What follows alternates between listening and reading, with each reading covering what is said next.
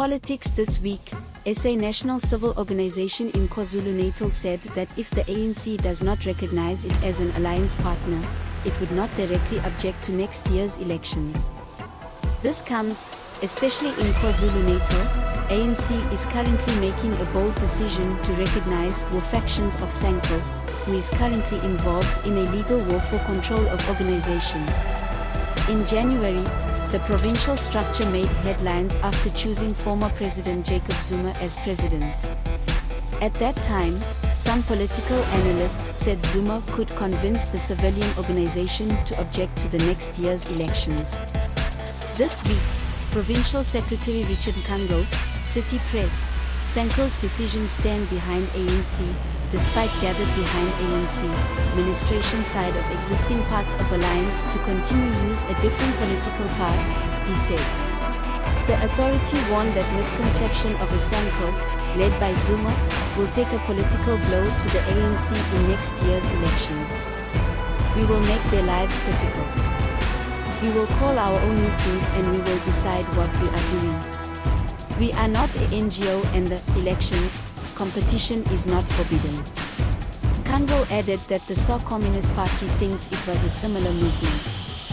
SACP is also thinking of objecting to the elections, so the entire alliance should pass through a process, disintegration, and eventually work as a coalition. Ngaka Modiri Molema Mayor was accused of demanding bribes at secret meetings while KwaZulu-Natal ANC is biggest political base of party's elections references decreased over years. Mtimka said that Sanco is too weak in polls despite the fact that it has structures throughout country. Organizational, fluttering thinking would be stupid. Mtimka said that Zuma could give some support to Sanco in KwaZulu-Natal. I think there is usually a psychoanalytic problem in Zuma.